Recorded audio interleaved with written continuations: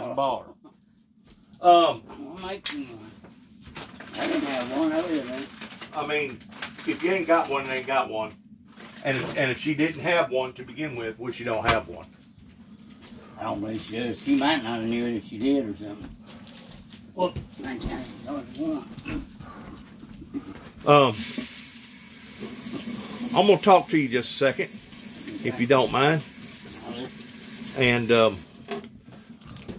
since we didn't have to do no work out here, well, when supposed to, it all worked on the solar Tuesday. well, I had no idea that was in existence. But yeah, it's gotten pretty warm. But I just knew all the stuff you asked me about, or whatever. I knew it worked. Well, I'm gonna, because this is being documented. I'm recording this right now. All right. Okay. But I don't want to show your face. Okay. Okay. Because a lot of people don't want to be associated with me because of my background. Mm-hmm. But I'm gonna tell you something, and I don't want you to rebel on the deal, because the deal's already done went through as far as I'm concerned. And you helped me out as far as with the ministry. I don't know, how you are towards charitable foundations, but you've helped me out on the ministry towards not overcharging me. I mean, you took the initiative towards bringing it out here. That in and of itself is worth $100. Yeah, every bit of it. And of course, you come back this time with that implement thing, and you brought me the title and everything. It's clear title. Yeah, I ain't never bought nothing. Well, I say I hadn't never bought nothing. Back years ago, I think I've trusted people to the extent that they told me, oh, I've lost the title, or I can't find the title right now. Well, go ahead and buy it, and then as soon as you cough up the title, bring me the title. Mm-hmm. I have dealt with people like that before. Go ahead and pay them. But more than likely in this day and time, you really can't afford to trust people like that. I agree. But I had a pretty good judge of character that you was going to be fair to me. Yeah. But what I want to say is this. I told you earlier, last time you was here, that I've had some really, really strict dealings with some of your people up in Kentucky. Mm-hmm. The reason why that I was in the police station the day that I met you, I think it kicked off. But it did sound like it, didn't it? Uh-huh. The reason why that I was in there was to grab up an incident report pertaining to, is it Caldwell County? Callaway. Callaway? Callaway's us, yeah. Callaway or Caldwell? Caldwell, I think, is Princeton or over in there somewhere. Hopkinsville, what is it? Hopkinsville is Christian County. Mm-hmm. And then just north of Hopkinsville, you got Christian Town. Which don't make no sense, does it? You'd think if you got a town named Christian County, you'd have the county called Christian County. Well, Kentucky down here is the same way. You see, I think Fulton County and something, I don't know if it's Hickman, then it's Hickman County, and Fulton's a county seat or something. It's all about the same as you're talking about, but anyway. Go ahead and tell me. All right. Have you had any dealings with LBL? Do you know anything about LBL? Oh, not much. I done a job over there. If you go over there, across the big new bridge and go up there top of the big hill there, and then turn about where that trace goes down through there, and you go down this little way and off it. They put some kind of a center there, and we laid brick on the concrete on the floor of that inside and out building. Now, was that after 2000 or before 2000? Oh, it was a good while before that. It was before 2000? Yeah. So that's whenever TVA was still in control over it. I guess. What was it? Somebody telling me the other day that there's a guy that I used to get for electrician out there at the park. Me and him would build them service poles, and he wasn't licensed, so he had to go with somebody else's name. But they said they wasn't going to leave. They was going to have a little bit of money, set aside for over there land between lakes or something. for maybe this year and then a little bit less next year. They're running out of funds. They're running out of funds. In other words, Frankfurt ain't going to fund them like they have been because they're running out of funds. And that's one of the first things that usually a state will do. It'll prioritize towards deprioritizing what it don't need to do or what it doesn't have to do. And usually your wildlife and your game and your hunting and fishing and your parks and stuff like that are usually the ones that take the lick the first hit. Yeah. The first hit. But anyways, I got associated with LBL. Didn't know nothing about the takeover. Didn't know nothing about the buyout. The first buyout, which was in the late 30s, pertaining to the dams being built. You know, you had one dam on the Tennessee riverside that got built, and you had another dam on the other Cumberland riverside that to this day, I guess, the Corps of Engineers is still in control of that body of water. And TVA is still in control of this body of water over here as far as what goes on the water and within a certain distance of the banks of the water. But as far as the LBL itself, that got turned over to a National Forest Service in the year 2000. So it changed hands from being associated with the TVA that was in control over it versus now the national park is. Well, because it separates two different states, it's basically a federal park. You know that, right? No, well, I mean, I'm going to stand it what you're saying, yeah. I didn't that know. way you don't have to have two different sets of officers. And you do know that whenever it is a federal park like that, you know, you got state parks, you got federal parks, they can basically do whatever they want to do to you. In other words, if you cut down a flower, and they want to charge you $300 for cutting down a flower, they can charge you $300, and you better be up there at either Dover, Tennessee, or Paducah, Tennessee, and pay that fine off. If not, they're gonna come knock on your door.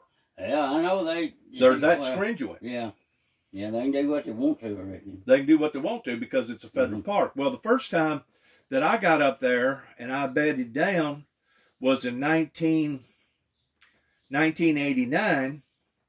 After I sent 9 tapes off to the White House during Ronald Reagan's administration and Bush's administration, I sent 9 tapes verifying that I was going to be the one to meet the Antichrist. And before the Antichrist rolled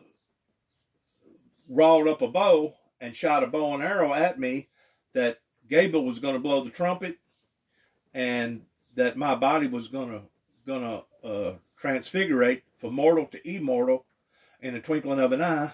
Gable was going to blow the trumpet, and all the saints was going to go up into heaven. This is my story. Yeah. I was wrong about me going to meet the Antichrist, because in order for me to meet the Antichrist, the rapture has to have already taken place with the church for the mark of the beast and the Antichrist to come onto the scene. So I'm not going to meet the Antichrist. So just exactly who am I going to meet? Or who have I met? Well, in 1988, after those tapes went to the White House, and after I met some Arabs over here in Martin, and after a spiritual wonder had taken place towards angels coming down from heaven and planting a crown of thorns on top of my head, a spiritual crown of thorns on top of my head that I can still feel to this day. After that occurred, I didn't realize or know exactly which way God wanted me to go, other than for me to minister to the general population about Christ. God so loved the world that he gave his only begotten Son, that through him and only through him can mankind be saved, but also properly preparing them for the end time vision of Armageddon or the apocalypse, in which, if you ain't studied the Bible a lot, I'm probably talking completely over your head pertaining to the book of Daniel and the book of Revelations. In 1989, I went up to LBL, and I found me a spot just off from Sugar Bay, off of Legal Road 142. That's where God showed me. He said, I want you to plant an altar right here. So I found a bunch of natural rocks that was all around on top of that hillside. And I made a big circle about 25, maybe even 30 by 30. and I got a big, big rock in the middle, and that was my altar. And that's where I went to praying and seeking God and fasting. At that time, I didn't weigh but about 140 pounds. And I'd fast 7, 8 days. Then I'd go down, I'd eat me a bite. I'd go back up to the mountain. I'd fast another 7, 8 days, maybe 10, maybe 12. I think the most I ever fasted towards strictly being on a liquid diet, towards drinking. And occasionally I'd drink orange juice and apple juice and Mountain Dews and stuff like that. So I was kind of cheating a little bit.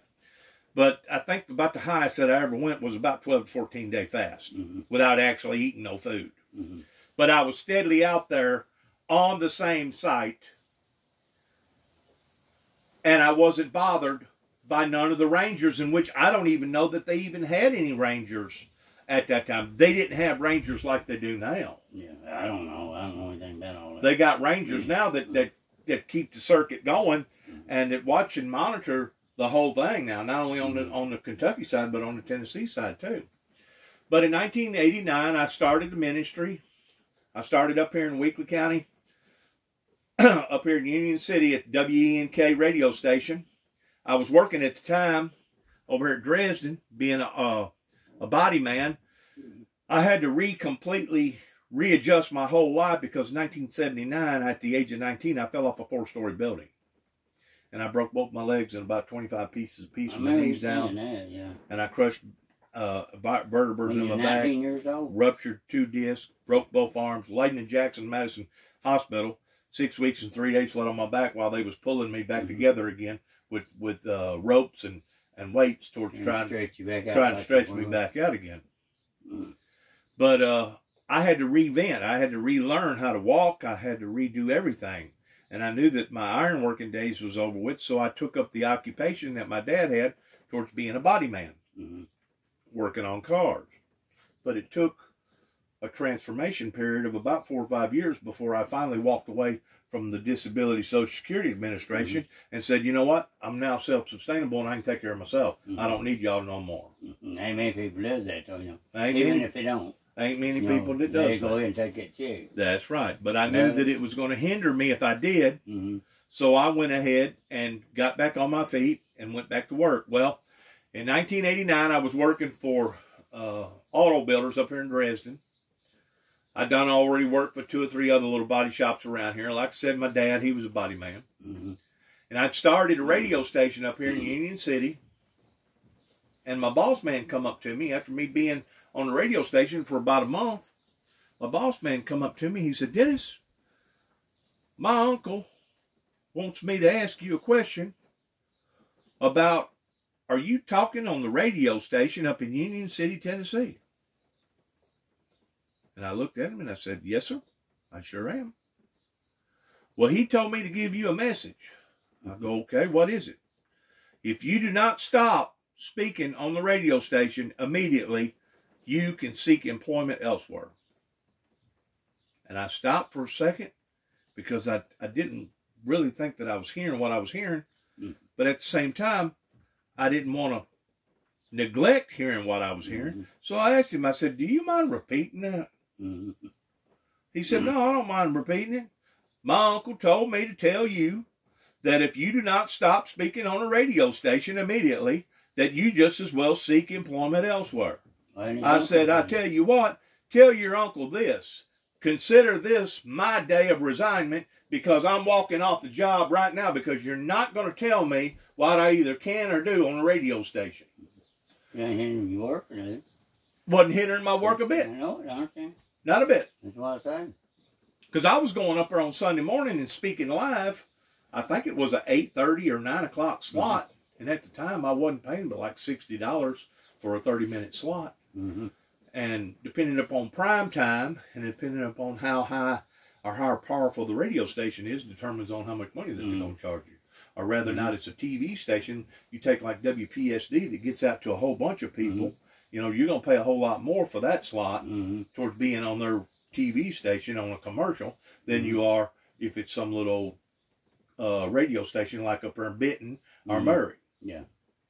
So anyways, I went to, I was led by God. of going over here to Mason Hall, which is on the other side of Kenton. And I had a boy make me up an apocalypse model out of arts and crafts that he wanted $2,200 for, and I talked him down. I think I got it for like 18.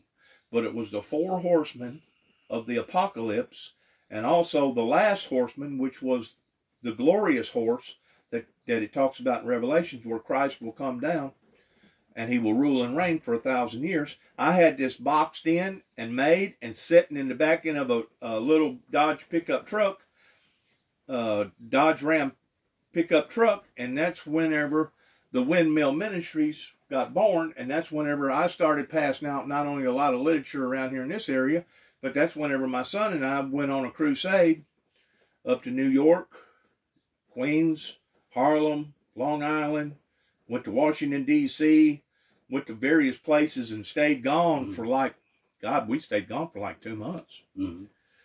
Whenever I come back, I was still pumping out a whole lot of material, doing it independently, and the first thing that I got accused of, well, it's a celebrity stunt.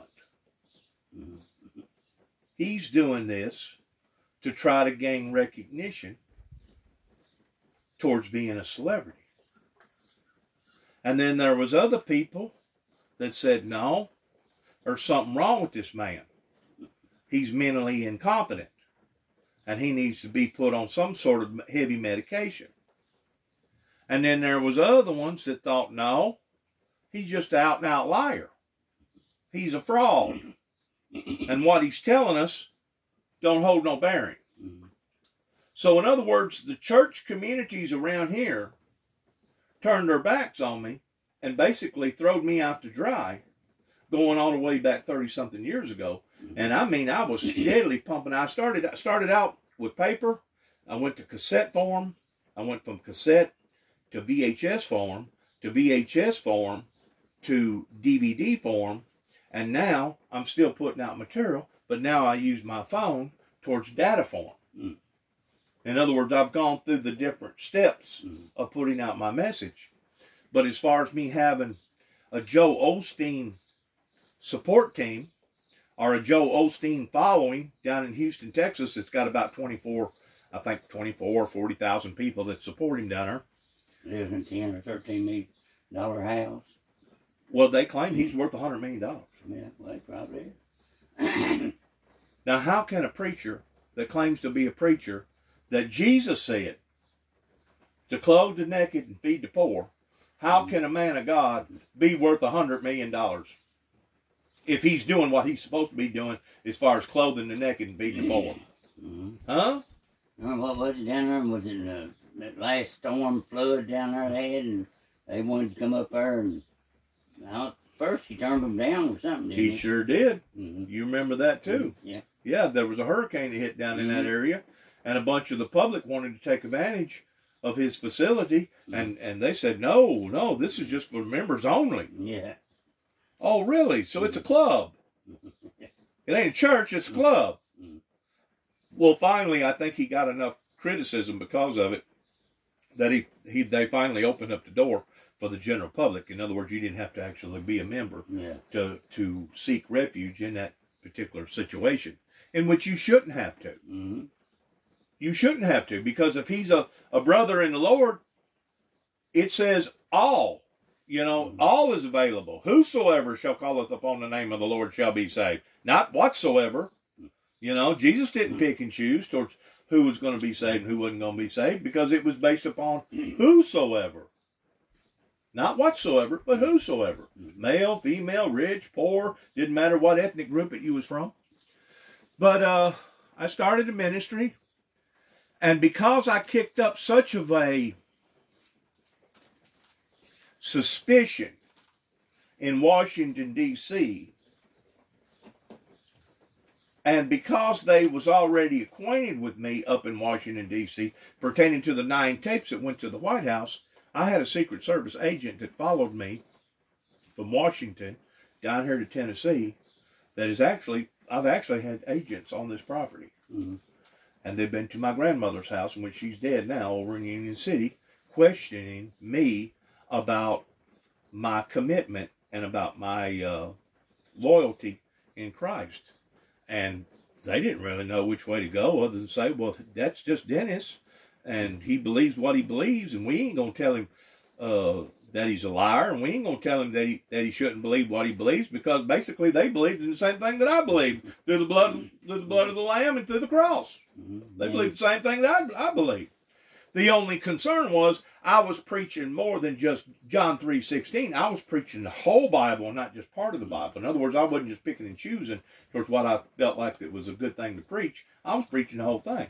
And that was the thing that was offending a lot of people. But anyways, I went down to Jackson, Tennessee, and I already had a PA on my truck, and I'd ride around and I'd talk to people if they was outside on the street corner. This is the apocalypse model. These are the things that's going to occur in the last days. And I was using the platform that I had in the back of my truck, as well as the sword. I didn't tell you about the sword. The sword that was on the altar for 40 days and 40 nights up in LBL, that once that sword become ordained, I took the sword off of the altar and placed it into a sword box to where you could see the sword, but you couldn't tangibly get to the sword. I was using the sword strictly as a teaching aid at that time, because the sword was basically something that you would maybe put on a wall. It was made out of aluminum. It wasn't sharp at all. And it was something like a show, just a cheap piece of, I think I only paid like $30 for it. I don't know if you know this or not, but about swords, but you can actually spend like $25,000 on a sword. Yeah, I don't know anything about it. Oh, yeah. They've got swords out there with the right type of material that it's just unbelievable how much they're actually valued at. And, of course, this is all based around the apocalypse model, where it talks about the seals being opened of the white horse, the red horse, the black horse, the pale horse. And it says, pertaining to the red horse, that power was given to him that sat thereon to take peace from the earth, and that they shall kill one another, for there was given unto him, not a her, not a it, but there was given unto him a great sword. Well, I felt inclined that God had called me to the ministry pertaining to me walking back up to the same individual that I had come in contact with over here in Martin, Tennessee, him and his disciples on 3 different occasions, in 1980 and 8, that I would walk back up to the same individual and hand him this sword and tell him that the time has come for him to surrender and for him to put his material as well as his immaterial weapons down. If this individual chooses not to surrender to me, in which I don't see it nowhere in the Bible where the devil or Satan is going to surrender to Jibby Jackson, nowhere in the Bible do I read that.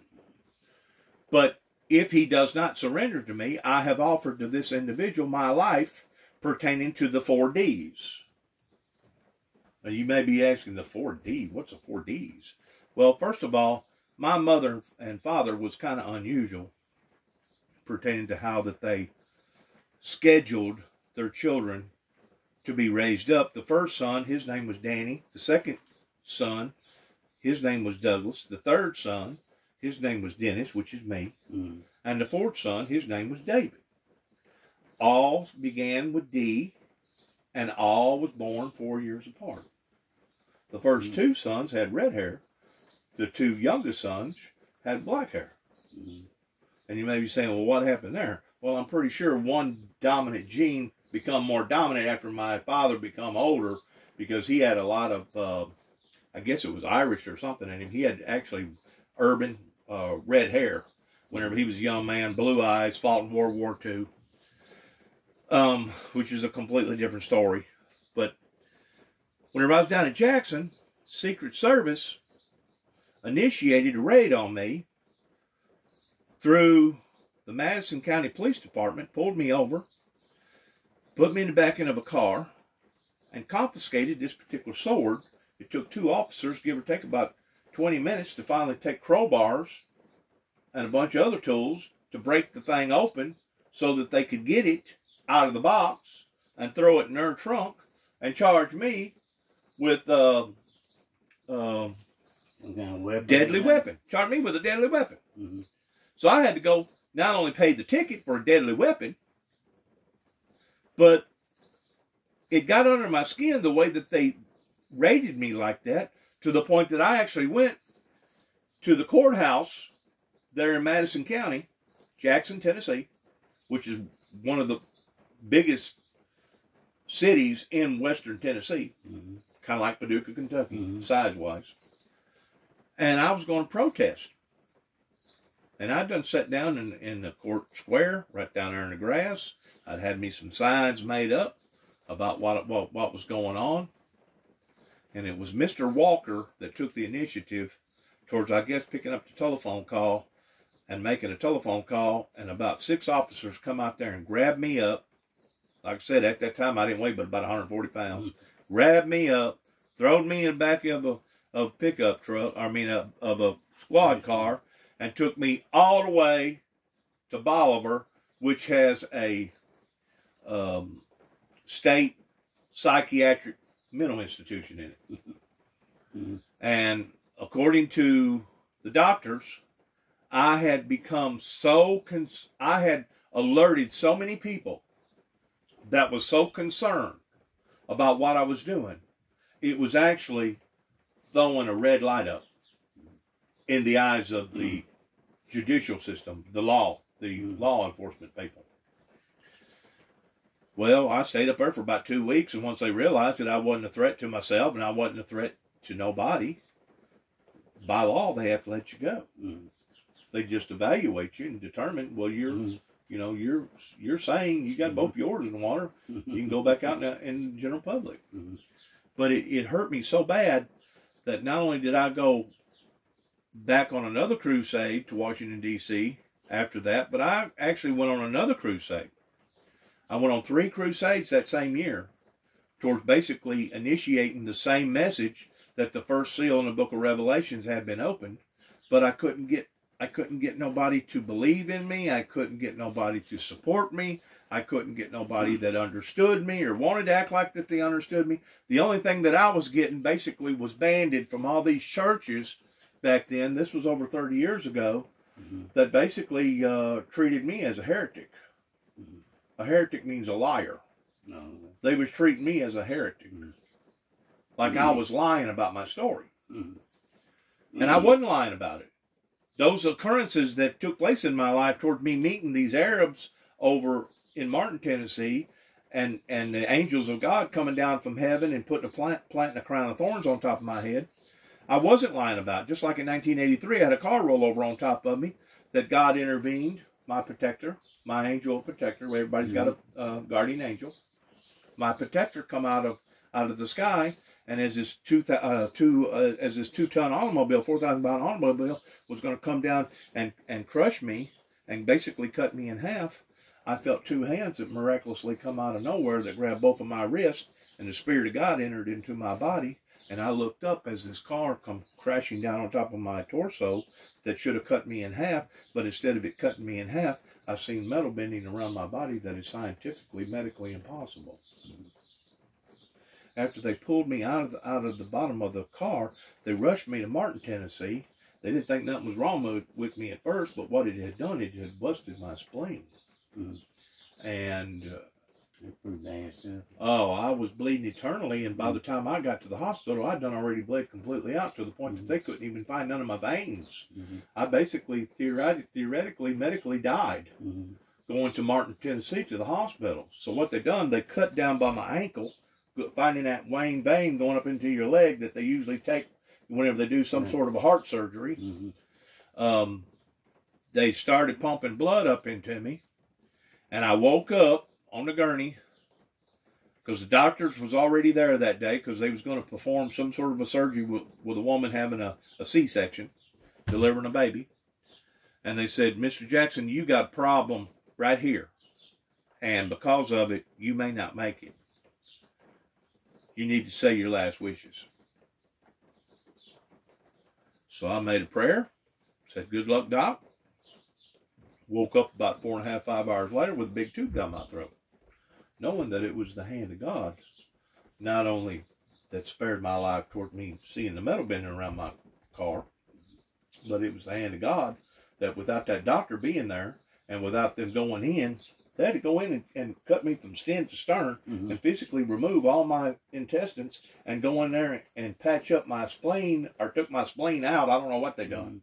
I think they removed my spleen and put all my guts back up in there, and stapled me up with these big, like 1.5 to 2-inch staples, and I had like 64 staples up and down my belly. I knew that God had saved my life. This was 1983. So now, I'm still keeping in 1983. 2 weeks later, I find out that my doctor committed suicide. The same doctor that saved my life from India, that his parents had done already spent over $1 million on his education. See, a lot of them over here, you know.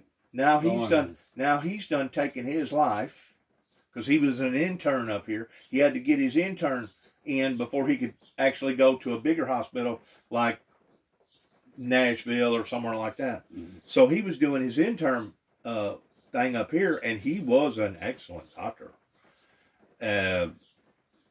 I think the demonic world was moving on him to the point that he basically was being punished because he saved my life.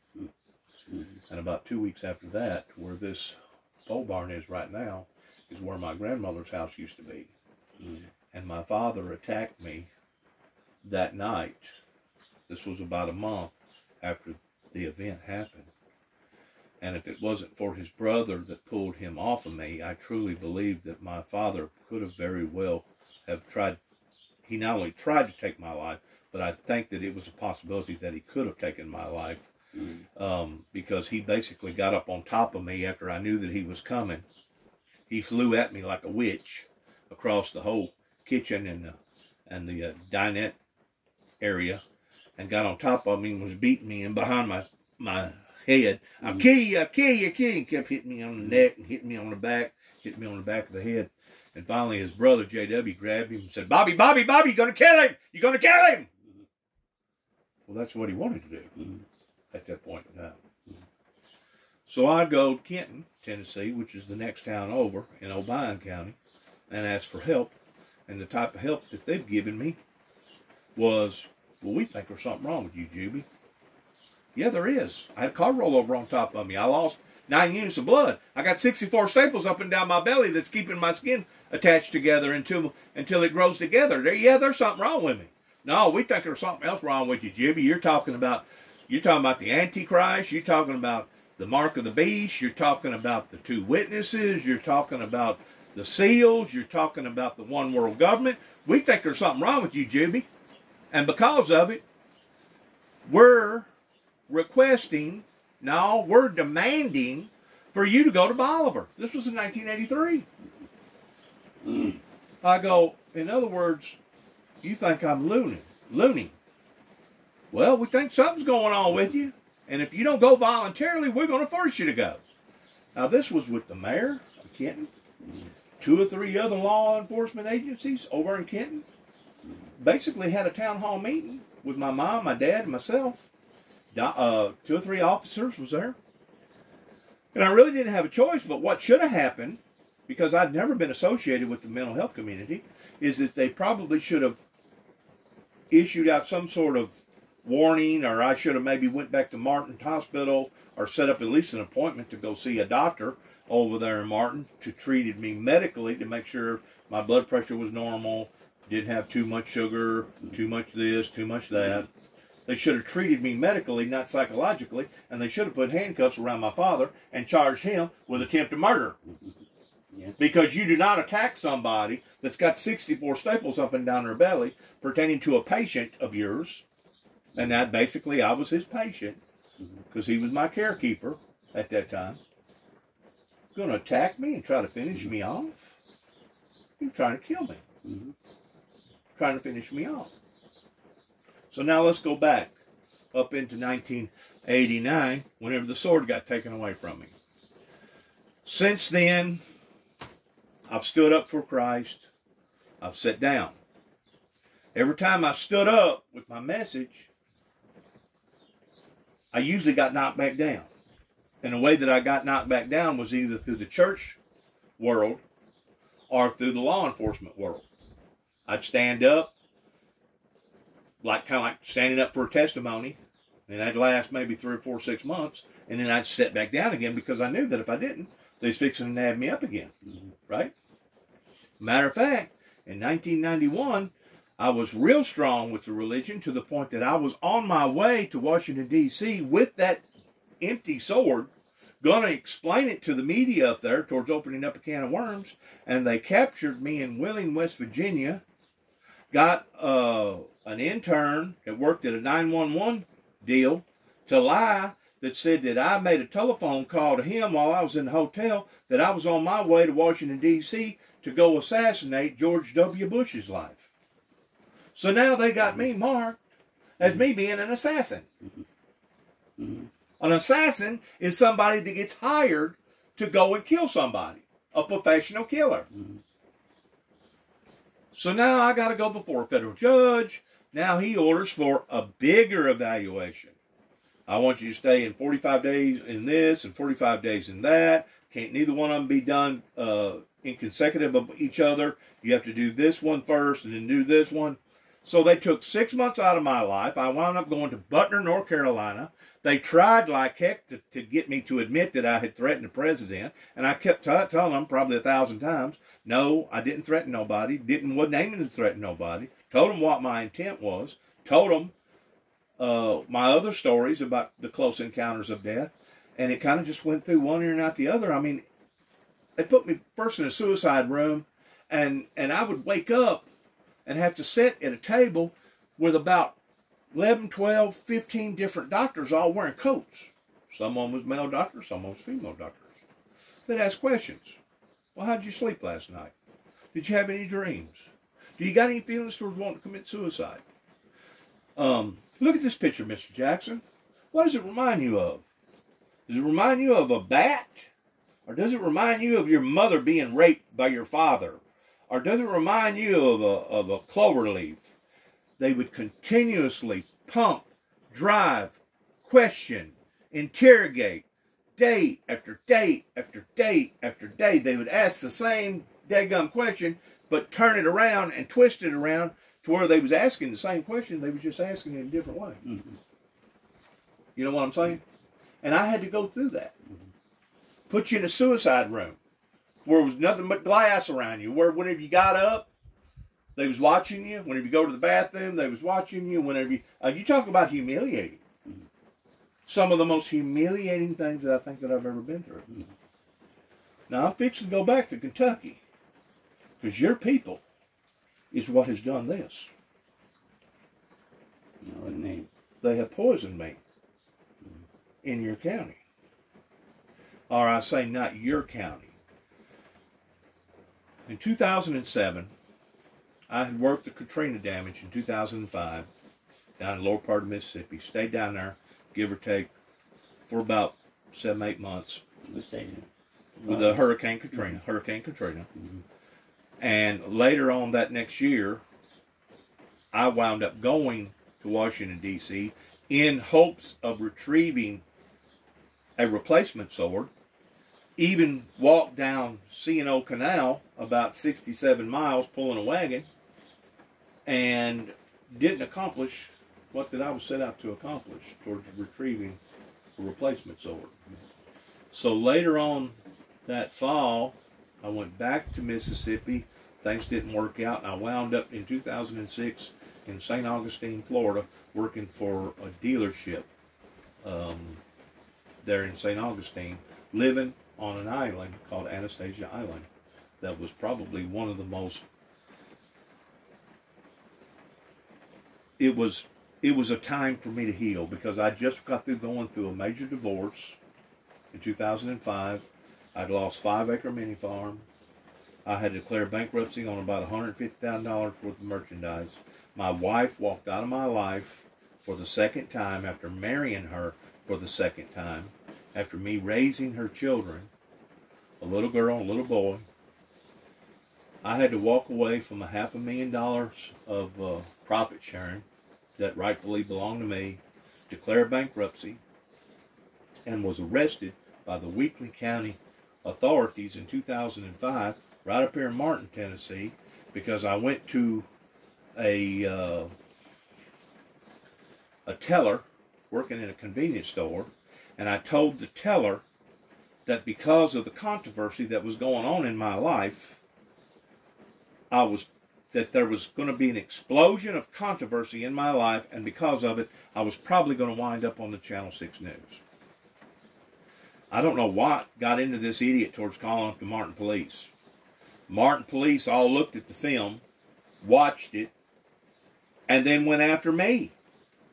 They drove from Martin, Tennessee, which is in Weakley County, all the way to Carroll County, which is down towards Huntington, Tennessee. At that time, I was working for a body shop. Been working for 10 years for the same body shop in Jackson, Tennessee, working for Mr. Hardy. And within the span of about 2 months, I wound up, things fell apart for me with collision specialists there in Jackson, Tennessee, and I was working over here in Huntington, Tennessee. Well, here I am working, got Bondo dust on me from head to toe. Cop comes in from Martin, Tennessee, walks up to me behind me, goes, Are you Mr. Jackson? I said, Yes, sir, I am. Turn around, you're under arrest. For what? For falsifying files. Falsifying files? I ain't been filling out no files. What are you talking about? So they drove me from Huntington all the way back here to Martin. Now I'm standing in front of the chief of police, 7 or 8 other officers, and they're interrogating me. What did you mean whenever you said to that teller that you was probably going to wind up on the Channel 6 News? I said, first of all, I didn't have no harmful intentions towards saying nothing. And I go, secondly, you can have an explosion of Bermuda grass in your garden that basically takes your garden over. Just because you use the word explosion don't necessarily mean that you're using it in a bad form or you're using it in a bad intent. Well, they went ahead and arrested me, threw me in Weakley County Jail up here. This was in 2005. And I had to get on a $50,000 bond. Took $5,000 to get out of jail, and that's one thing that y'all don't have in Kentucky is bondsmen. You don't have bondsmen. Now, if you're from Kentucky and you got property, they'll put you on a bond if the judge sees fit. But as far as having bondsmen, see, in every other state, I think there's only 1 or 2 states that don't have them, but in every other state, you give 10% of your money, whatever, if you're on a $50,000 bond, you get a bondsman to back you and pay him $5,000, but you lose that $5,000, but it gives you an opportunity of fighting your case from outside.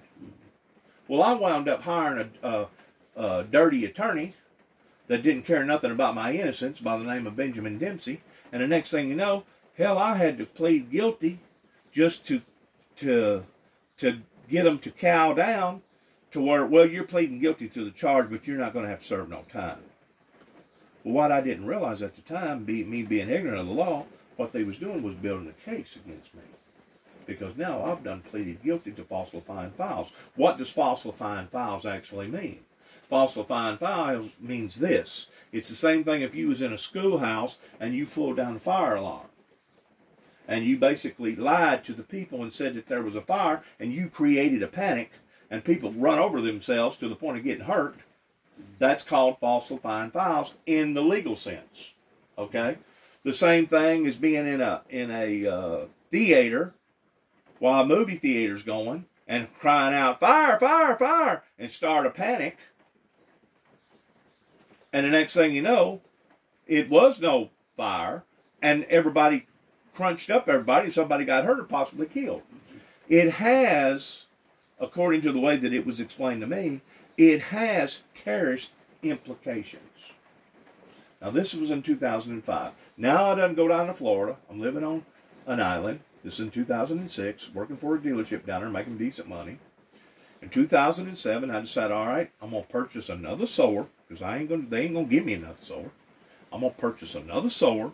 This one cost over $100 in St. John Street, there in St. Augustine, which is the oldest settlement in America by the Spaniards, even older than Plymouth Rock.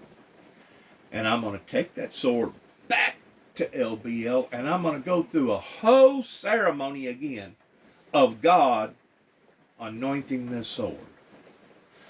Well, on the way there, I let the cat out of the bag to my dad that I was on my way to go through this ceremony again And he picks up the phone and calls up the LBL Rangers and tells them to stop me at all costs. My son is on a cop by suicide mission, and if he gets up there, pull him over. He's crazy, is basically what my dad told him. Well, whenever you tell the authorities that, they're going to take it serious. So, sure enough, whenever I get up into that area, where did they pull me over? Right there in front of Wrangler's Campground.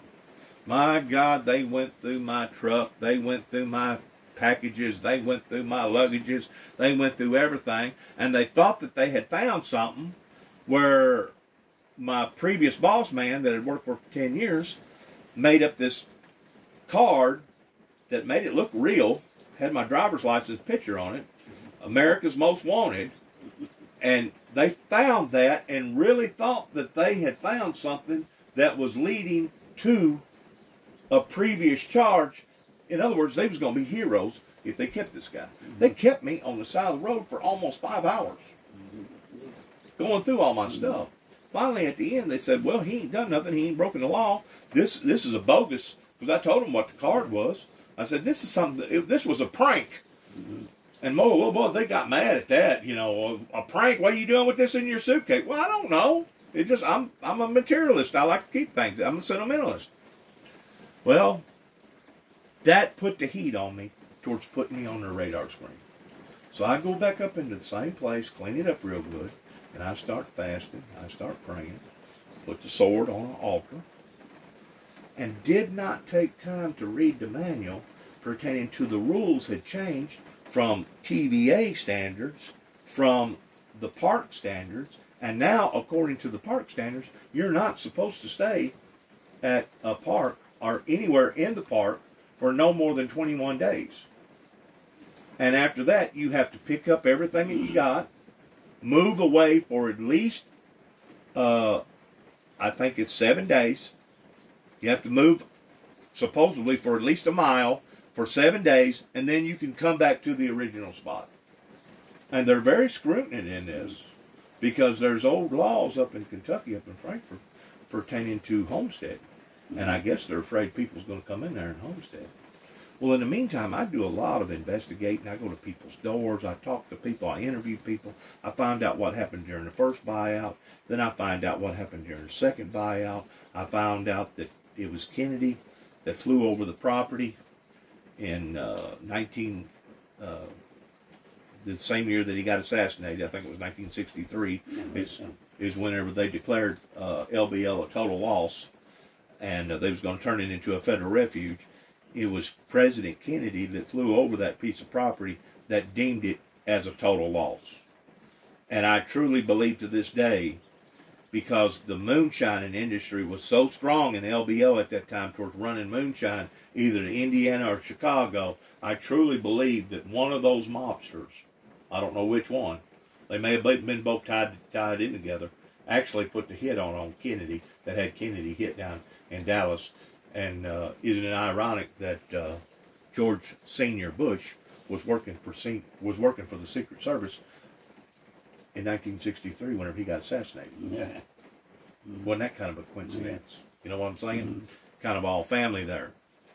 So anyways, I'm up there in LBL, fasting and praying. All of a sudden, here comes all these guards. They rip and tear up my stuff all to pieces. Basically, write me out a ticket because of me overstaying, wrote me out another ticket for littering, basically roughed me up pretty good. And I'm thinking to myself, wow, did they do everybody this way? You know? So I go across the river over at Aurora, and there used to be a campsite down there called Earth Daddy's Campsite. I don't know if you ever heard of it or not. Yes. I went to this campsite. They offered me a site for 30 days for $60. That's $2 a night. That's cheap. Plus they had a shower. They had a crapper there. I'm thinking to myself, man, I'm in hog heaven. Well, in the meantime, I'm passing out material, and God shows me that there was going to be major electrical disturbances to come into that area. And I'm passing out stuff from Calvert City, basically from Grand Rivers to Calvert City, from Calvert City all the way to Paducah, Kentucky, hitting various churches, telling people about these electrical disturbances, and I'll be damned if I didn't get pulled over. Another raid, about 8 or 10 cops there in Paducah, Kentucky. They confiscated my truck. They throwed me in a jail cell and said, "What are you doing? And why are you doing it?" I said, "Well, I don't mean no harmful intent. God showed me that there was going to be electrical disturbances." You know what they done? They shut down the Kentucky Dam up there around Benton and went in. This was on Channel 6 News. Shut it down for 3 or 4 hours and went in there with bomb-sniffing dogs and the FBI searching for bombs, thinking that I was going to create the electrical disturbance. Yes, I mean, you laugh about it now, but it wasn't funny because they had me apprehended. They go, "Well, we're thinking that there's something wrong with you, and because of it, we're ordering for you to go to Four Rivers Behavior Center. The state troopers, the Kentucky state troopers, are going to drive you up there, and they're going to have you evaluated." So I go all the way to Four Rivers Behavior Center there in Mayfield, Kentucky. By this time, it's already give or take about 9 or 10 o'clock. I had to wait about an hour for a doctor to wake up and come down there because it was an emergency. And she talks to me for about 3 or 4 hours. And when it was all said and done with, she said, "Mr. Jackson, they've made a mistake with you. They need to let you go. There's nothing wrong with you. And you haven't threatened nobody. You just told them, you was just trying to give them a warning or an advisory that God had showed you that there was going to be electrical disturbances." I go, "Yes, ma'am, that is correct." This was in June of 2007. Guess what happened in January 2009? You people suffered tremendously of major electrical disturbances pertaining to the ice storm that I was trying to touch base on and telling them to get ready for.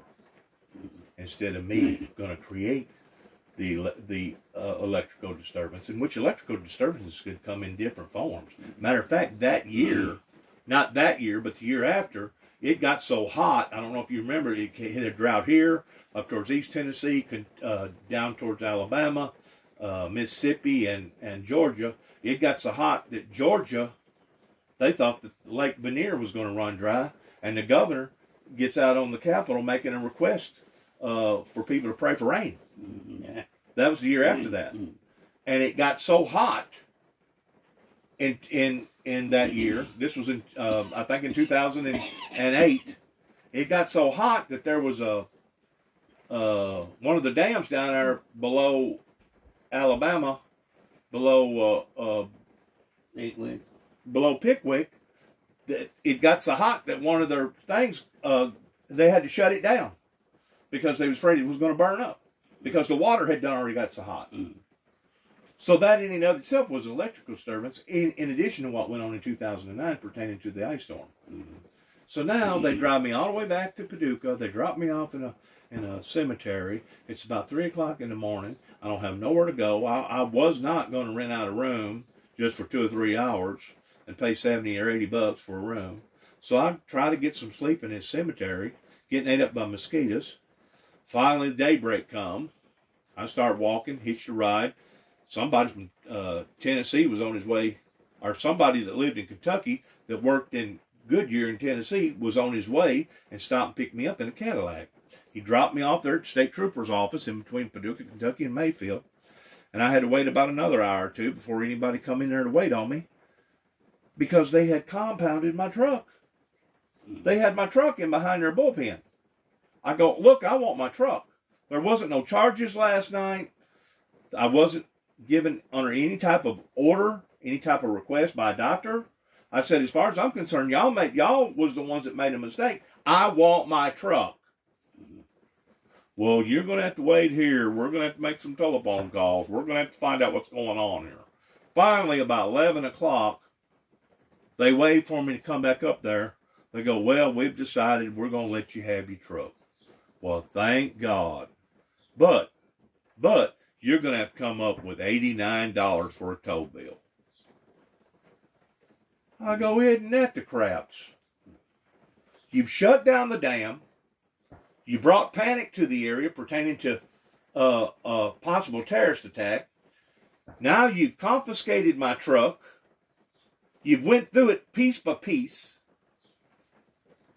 And now you're telling me I'm going to have to pay a damn toll bill? Yep. And they would not let me have that truck until I forked up that $90.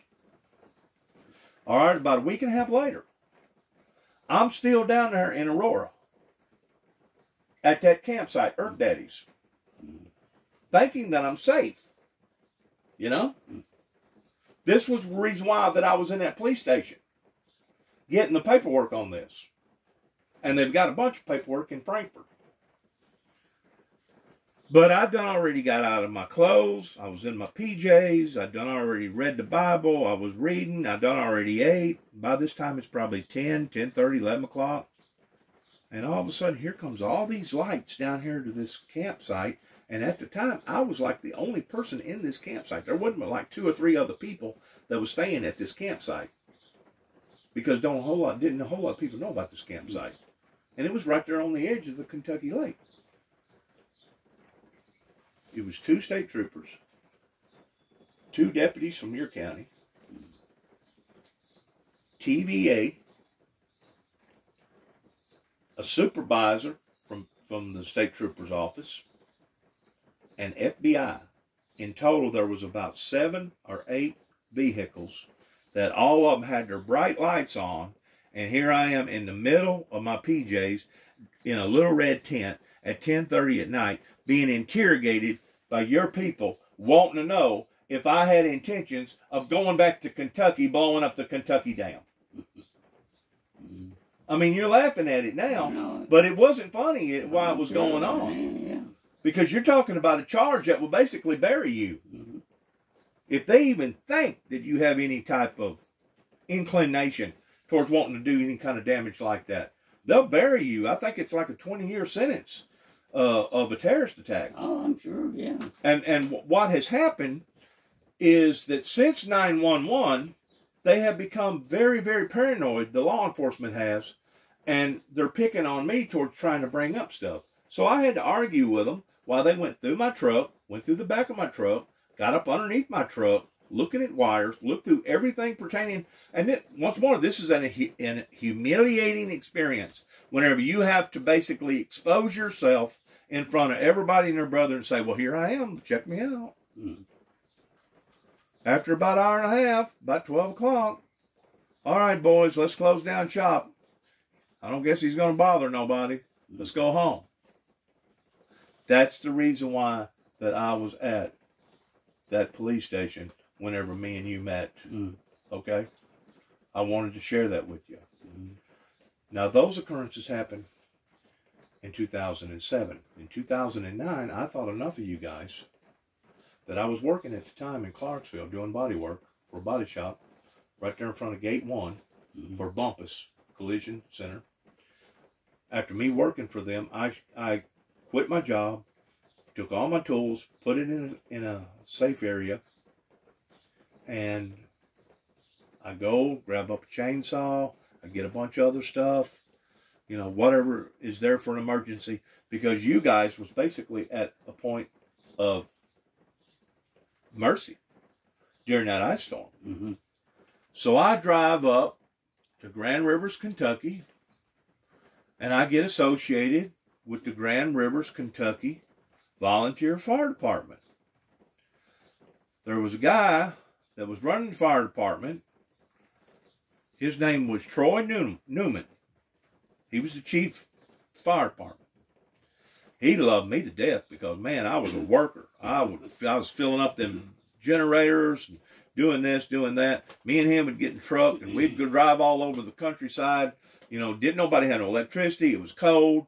We wanted to make sure that people had either heat or blankets or food, that they could come down to the center and get something if they wanted it, because they was feeding us for free.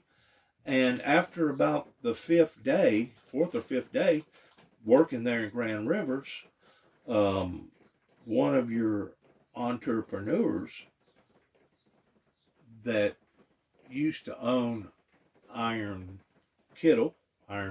Skillet, and then opened up Patty's restaurant, fingered me. I told him about me. said, well, that's the guy that they arrested that they thought was going to blow up the Kentucky Dam. Mm. That whole freaking town went up against me. Here I've been living with these people, sleeping with these people, eating with these people, working with these people. Mm. It's still in the middle of an ice storm. We're still in the middle of a catastrophe here. The state of an emergency, the governor had declared, I think it was something like 80 counties, state of an emergency. Wasn't nothing running. No electricity nowhere. Tree limbs everywhere falling down. People was suffering. They was hurting.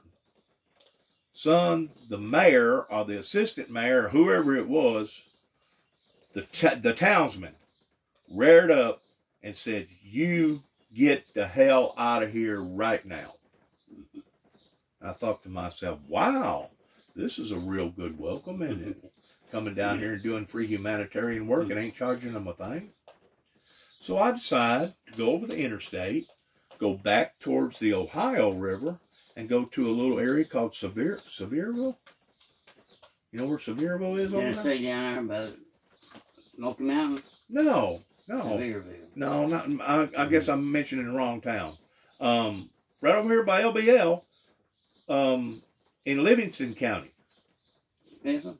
Huh? Smithland? Smithland. That's it. Yes, down there.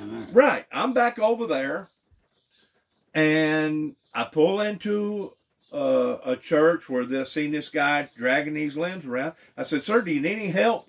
He said, I sure do. He said, you don't mind helping? I said, not a bit. So I got out there and cranked my chainsaw up, helped him cut up a bunch of wood, worked probably 4 or 5 hours, and he goes, well, what exactly are you doing out here? I said, I'm doing free humanitarian work. I said, I'm helping whoever I can. He said, if that be the case, I'll put you up over here in the church, and in the morning, I'll bring you, one of the women will bring you a sandwich and a cup of coffee. I said, okay, that sounds fine. So I made me a Baptist pallet right there at the church, slept all night. Following next morning, the sheriff department in Livingston County found out where I was. Mm-hmm. They bring 2 deputies out there. Mm-hmm. They said, we want you out of our county, and we want you out of our county now. Where I was at, the sheriff actually just lived right up the road about 1.5 miles from where I was at. Mm-hmm. They're helping his church right there by the river. I thought that they was going to waylay into me, but they didn't. They didn't physically touch me. But I told them that I was helping. They said, we don't care. We know who you are, and we want you out of here. Did you know that they escorted me out of Livingston County and drove me across 2 rivers until I finally got over to Paducah, Kentucky? What county is that in Paducah? McCracken. McCracken County. They turned around and went back. They said, don't come back. Mm-hmm. If you come back, you're going to be arrested. So I went to Paducah. He hauled around for maybe 2 or 3 hours. I didn't find nothing. I mean, 2 or 3 days, I didn't find nobody there. I actually got registered by Paducah, being a humanitarian under the name of Windmill Ministries, but I actually landed back in Mayfield, Kentucky, and stayed there for 5 weeks, working with a group of people out of Atlanta, Georgia, a crisis center that had 2 18-wheelers that could back up, let their things down on their 18-wheelers, and have a portable kitchen.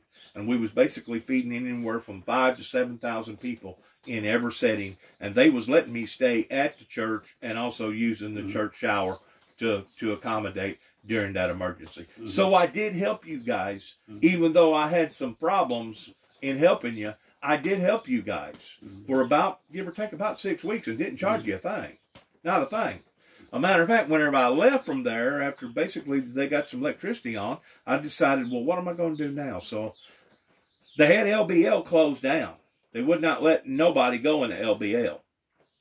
But the south part of LBL, in the Tennessee side, was open. Because the Tennessee side didn't get all that ice. Yeah, I stayed in Paris over there, and had a friend up there I've been going with. Well, I don't know then, but I went there about 17, 18 years. So you stayed in Paris where... Yeah, she lived in the basement up there just on 69. Okay, so you didn't have to deal with it firsthand. Oh, and my daughter and son-in-law or something, they come up there and stayed a few nights up there or something. Did they? Because and it was... The other daughter, some of them went down Paris. I guess some of those people went without electricity for a couple of months, didn't they? Yeah, I don't know how long. In some of those remote areas. Yeah. You know? It's a while. But anyways, I was down there around Joanne or Janice or somewhere down there off one of those bays in Tennessee. And boy, don't you think that them LBL Rangers wasn't watching me. Man, they'd come by there about every other day towards seeing what I was doing, staying there. Of course, once more, I done figured out the rules. You can't stay no more than 14 days. If you stay longer than 14 days, you're going to get a ticket. You're going to get a fine. I left from there, went up towards Indiana, bounced around through Indiana, couldn't find nothing. Come back down through Ohio, Columbus, come back through Dayton, jumped the river there at Cincinnati, Ohio, and come to a place called Big Bone, just south of Florence, Kentucky. I don't know if you've ever been that far north, up in Cincinnati and up through there. Yeah, Cincinnati and up through there. So I stay about 4 nights at a church. They accommodated me because once more they was suffering too. I think they'd already done had the power going. And before I left, I let the cat out of the bag and I told them what kind of problems that I just got through going through down at LBL. Somebody got on the phone within an hour after I left that church and contacted the authorities. And the next thing you know, in Florence, Kentucky, they was after me. Here I am driving down through there, driving my little Toyota pickup truck. At that time, I had a utility trailer that was open. I didn't have this enclosed trailer. I'm driving down a 4-lane highway. Walmart is to my left. I think the speed limit's like 35, maybe 40. I'm doing the speed limit. And I'm noticing 4 or 5 cars that's coming directly at me. And they're pulling cars over. And there's 4 or 5 cars in behind me. And blue lights is everywhere. They was dogtailing me down right there in the highway towards raiding me. Right there. Made me get out of the car, put your hands on top of your head, get down on your knees, put your face to the ground. I had to do everything. I guess there was probably at least 12, maybe 15 of them. And all of them had guns on me. Every one of them did. I done everything that they told me to do. Somebody, one of the deputies, pulled my truck and my trailer over to the side. And they took me to the precinct. They fingerprinted me. They took my picture, took a mug shot at me. I'm in the thing that they call booking. They're booking me. I'm sitting there for probably 3 or 4 hours. By this time, I'm realizing, wow, I've done already went through booking. I've already done this before. They should have done already signed me to a sale somewhere. Something must be going on. So sure enough, one of the deputies come back there looking at me. He goes, pull your shoes off. I pull my shoes off. What's wrong with you? You know, those people up there, believe it or not, it's hard to understand them because they have such of a brogue. They're so backwoods. You can't hardly understand what they're saying. Take your shoes off. Take your shoes off. Take my shoes off. Okay, I took my shoes off. Take your socks off too. I go, what is this? Take your socks off. As soon as I got my socks off, he hollered at the lieutenant or the captain that was on the other side. Oh, that ain't him. Misidentity. He's got all his toes. So anyways, I put my shoes and socks back on. They took me back to my automobile and let me go. That scared me. It frightened me.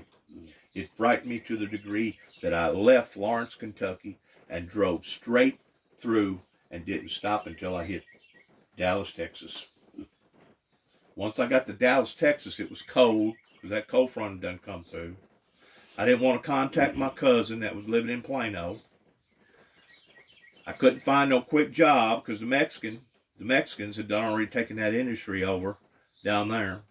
So I decided, well, I'm going to go up towards an area that I ain't never been in. I'm going to go to Oklahoma. So I went to Oklahoma, which is just north of Texas. Well, I piddle around 2 or 3 different places. Come to find out, somebody done already put the word in about 3 or 4 major mega churches that I wasn't even allowed to go into. I wasn't even allowed to go in the parking lot. I done been banned from major churches out there and hadn't been out there in my entire life. Finally, I landed a job in Norman, Oklahoma, which is basically 20 miles south of Oklahoma City, Oklahoma. And you got to work the first week. They hold a week on you. And then the next week, you get your check.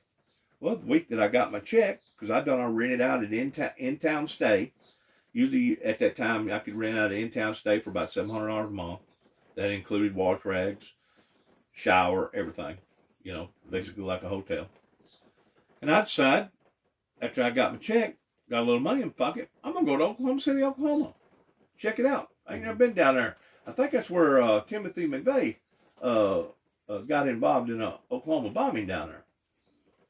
So I drive down there, and before it's over with, I wind up being apprehended by the Oklahoma authorities, taken to a psychiatric ward, being evaluated for about 2 hours, brought me back to Oklahoma, to the Mario Building, Oklahoma bombing site, and kept me in the back end of a car from 10 o'clock that night to about 7 o'clock the next morning. In the meantime, they're asking me, because I had my car parked right in front of the Mario Building where the bombing took place. I had my vehicle parked at the post office, which is federal, right? Any post office is federal. But I had something in the back end of my truck that I couldn't identify because I've been up, all these blue lights, all this stuff going on. I'm going from one event to another event, and they're pegging me. What's that in the back end of your truck? It's in a red case. I said, I don't have a clue. And I didn't. I just had a mind blank. You know what they thought it was? TNT. They thought it was dynamite. They thought there was going to be another Timothy McVeigh explosion. That night, they shut down the whole city. Airplanes, helicopters, 18-wheelers, $100,000 robots. We're talking, give or take, about 50 officers. Blue lights everywhere. And I'm looking around in the back end of this car, and I'm thinking to myself, my God, this is like something in the movies. But I'm the guy that they're looking at. They never arrested me. Stayed in the back end of that car. They wound up planting a bomb in the back end of my truck using a $100,000 robot. Activated the bomb, their bomb, to try to activate the bomb that they thought was in the back end of the truck. And you know what it was the whole time? A damn sleeping bag rolled up. A red sleeping bag. Here they have now done blowed up the back end of my truck, blowed the windows out of my camper shell, done destroyed a $4,000 camper shell, done put me all over every freaking news channel you could think of down there towards blowing up this guy's rig up, because I had no earthly idea that the following day was their, they call it marathon, where everybody collects together in a big run, a 4K run, and they've turned it into basically a town facility thing to where the restaurants make money, the hotels make money, all these marathon runners come in there, and they're doing this all in the honor of those that died, okay? I had no earthly idea that I was walking into an event on that particular weekend, on that particular night that happened. Well, they let me go. At 7 o'clock at morning, here I have done without any sleep. That day, I go to 2 or 3 other different places, explaining to them that, hey, they're trying to make me out to be something that I'm not. By the time that afternoon come up, the military had done already surrounded my vehicle, U.S. Army. And now, I'm fixing to leave and go back to my hotel down in Norman, Oklahoma, go around where the Mario Building was, trying to get out, because at that time I didn't know where all the roads was. I basically was lost, just driving at random, really. All of a sudden, I ain't kidding with you, a Black Hawk helicopter with 2 live missiles on both sides of the belly was sitting there flying over this 4-lane highway, staring directly at me, while all these cops was surrounding me with all these damn guns. Get out of the car! Get out of the truck now! And I'm thinking to myself, my God, I just got through leaving an ordeal at Grand Rivers, Kentucky, up at Livingston County. I just got through going through an ordeal up in Florence, Kentucky. I don't know if you know anybody up that way or not, Florence, Kentucky. I don't know where it is. It's south Cincinnati, there about 775. It's cold. They're further north than you are. Yeah, a lot, yeah.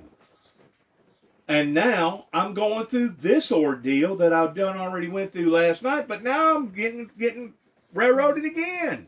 So sure enough, get out of my car, put your hands on your head, get down on your knees. They put me in the back end of a truck, put me in the back end of a squad car with all these freaking cameras, all these newscasters going, while they're talking to Homeland Security in Nashville. Well, what do you want us to do with him? They said to me, you can't be here no more. I said, why can't I be here no more? Because you've already been identified. They have put you on camera. You've been on every local TV channel around here, and probably national news too. They said if you're out here during this marathon, you're either going to frighten a bunch of people or you're going to freak a bunch of people out, and the next thing you know, something's going to happen that's going to be bad. We can't allow for you to be here. I go, man, I ain't done nothing. I go, y'all was the ones that made the mistake last night towards roughing me up for no reason. I go, you're going to have to let me go. They go, no, we ain't got to do nothing. Talking to the Secret Service up there in Nashville, Tennessee, they made up a charge. Charge him for running a red light. Confiscate his truck, arrest him, throw him in jail. They got me out of sight. Because I'd even discussed it with them. Well, what if I leave my truck way over here and I put on a wig and disguise myself to where can't nobody recognize me? Oh, that ain't going to work neither. They're going to know who you are. Well, it was y'all's fault. Y'all's the ones that brought all this attention to my life. Plus, you blowed up the back end of my truck. You owe me for a camper shell. Well, you're going to have to make it up with the city on that. Right now, we're arresting you for running a red light. I go, I didn't run no red light. Besides that, you can't arrest somebody for running a red light. That's just a regular violation. If I did run a red light, you can't arrest people for running. Well, we're arresting you. So they did. They arrested me. Well, next morning, they let me go without no bond. So they knew they didn't have me legally. But what they done, they got me out of circuit to where couldn't nobody see me, and they couldn't see my truck because they took my truck and took it way to the other side of town and dropped it off in a pound over there that costed me, I guess it cost me $30 or $40 just for a taxi to get over there. Then it cost me another almost $200 to get my truck out of pound. Plus, while the truck was in pound, somebody took a knife and stabbed one of my brand new tires on the back end. Wonder who would have done that.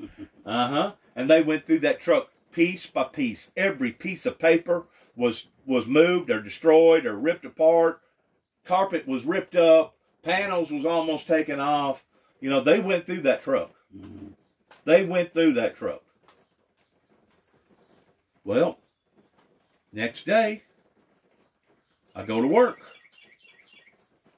My boss man that owns 4 body shops comes directly down there to me where I'm at and says, Dennis, there's no way that we're going to be able to keep you as an employee. What you done down there at that memorial site, it's 1,000 wonders that they didn't kill you. He said, if you continue to stay here, it's going to bring bad stuff into my business, and I can't afford that. I'm going to have to let you go. As good of a body man that you are, as good of a worker you are, he said, I'm going to have to let you go. So the next day, I lost my job, go back down to City Hall. I put in for a request for them to pay for my property damage for destroying my vehicle. Before I left town, I went back down to City Hall, and you know what? I'd been declined. In other words, we ain't paying for nothing. Oh, really? So that means if I parked on the side of the road in front of my house, and it comes a big snow, and a snow truck, one of the state snow trucks comes by and wipes the side of my truck out, or my vehicle out, y'all not going to be held accountable for doing property damage to my vehicle? I didn't plant the bomb in the back of my truck. I didn't have a bomb in the back of my truck. I wasn't charged with no charge, other than running a red light. They have literally tried to ruin my life. So the point that I'm trying to make is this, old friend, and I appreciate you sitting here listening to me. And I know you're probably overwhelmed by all this information, because this is something that you wasn't expecting, was it? I didn't say anything like Huh? that. No. I mean, me and you, where did we meet one another at first time? In the sheriff's office. In the sheriff's office, where at? Murray. In Murray, Kentucky, which is in what county? Callaway. Callaway County. That's the first time me and you laid eyes on one another. Whenever you go back home, my advice to you would be, and that's the reason why I'm not getting your picture of your face, my advice to you would be, don't tell nobody that you have sold me a good deal in the name of the ministry. Because if they find out that you've done a favor for me, they're liable to railroad you plumb out of that town. I'm serious. As far as I'm concerned, they're all on dope. They got problems up there. Matter of fact, that campsite that I was staying at, Earth Daddy's, they was known of doing a bunch of drugs and stuff up there in that campsite. And then they changed it to a gay site called the Rainbow Campsite. And now, since then, they've closed it down. It ain't but maybe 3 miles from maybe 4 miles from where that big restaurant is up there. That state restaurant is up there in Aurora. I tell you what, it's over there where that hatchery is. There's a hatchery over there. Kind of tight now. Is it on 68 there? Or? Yes. It's way back in there. You got a bunch of old cars and stuff back there. But now, you talk about drug overdoses and people being on heroin and people being on meth and just basically out of their minds. And I tend to wonder if that wasn't the case the night that I got raided while I was trying to sleep in a little red tent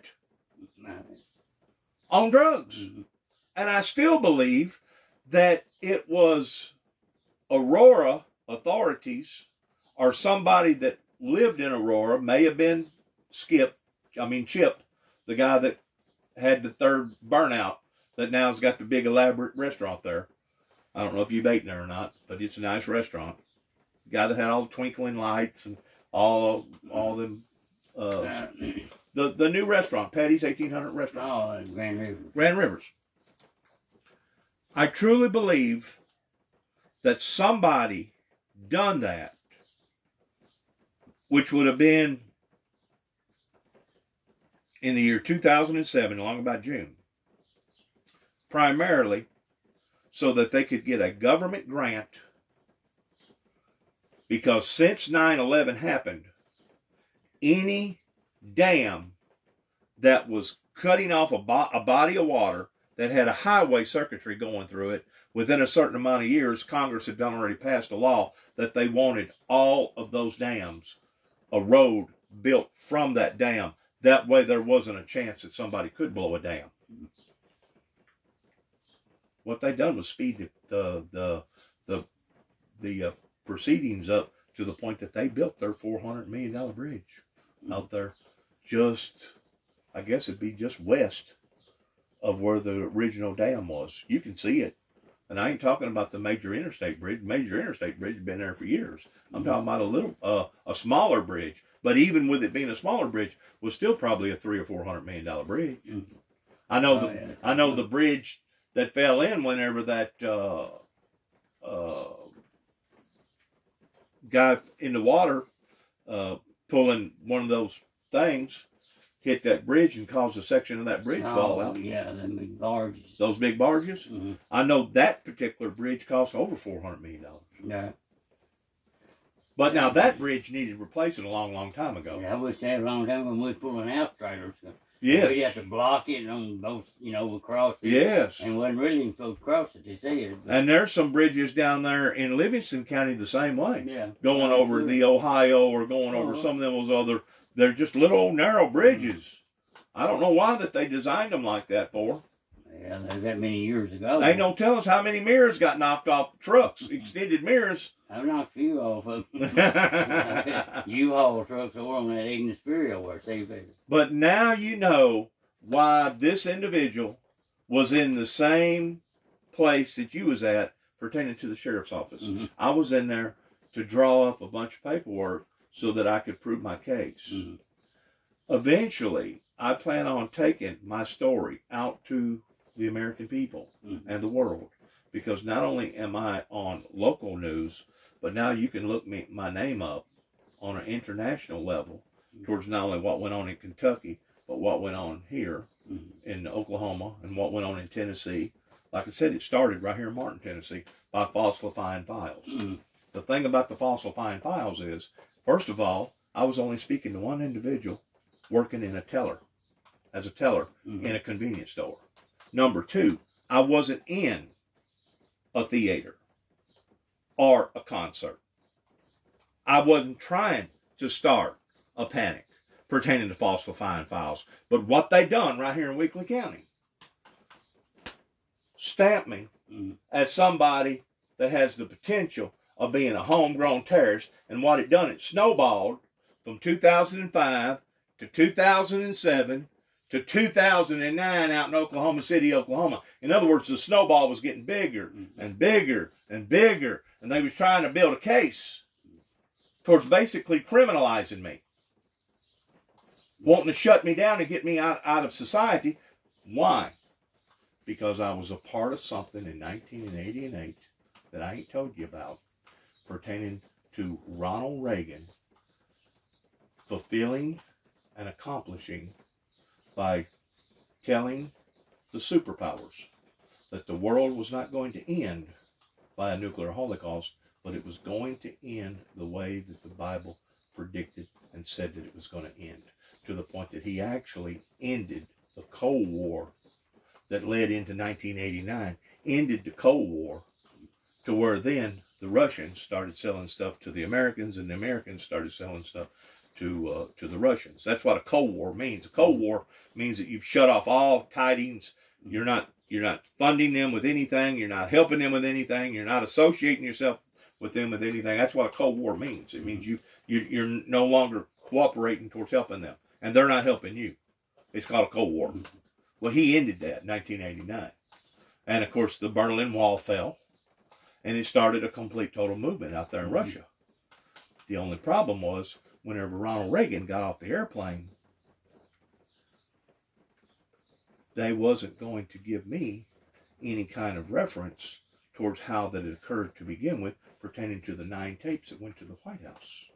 A matter of fact, in 1989, it was Bush, old man Bush, after Ronald Reagan sat down, that he supposedly had dementia. This was on his second term anyway. He wasn't going to be able to run the third time anyway. But it was old man Bush that started a big controversy overseas pertaining to Desert Shield and then Desert Storm. And then the next thing you know, 9/11 happened. And the next thing you know, now we're involved in a damn war over there that lasted for over 20 years that cost us, the American people, over $6 trillion in monetary money, in addition to what it costed: hands, arms, ears, eyes, legs being blown off, and in addition to all the people that died during that time, because Saddam Hussein never had no bombs of mass destruction. He never had no nuclear bombs. He never had anything that was even close to that. They used that as an excuse or a ploy to go over there, and who they should have went after was the Arabic Saudi Arabians that wound up the people that I met in Martin, Tennessee in 1988 on 3 different occasions, but the people that masterminded 9/11 and took airplanes and turned them into missiles that caused 2 buildings to fall out of the damn sky up there in New York. That's who they should have went after. They should have went after the Saudis. But guess what? The Bush family, Mr. Bush Sr., his father was an oil tycoon that was already doing business with the Saudis going all the way back to the 40s. And the Saudis right now has over, or right at, $1 trillion interest in America alone pertaining to schools, hospitals, colleges, art.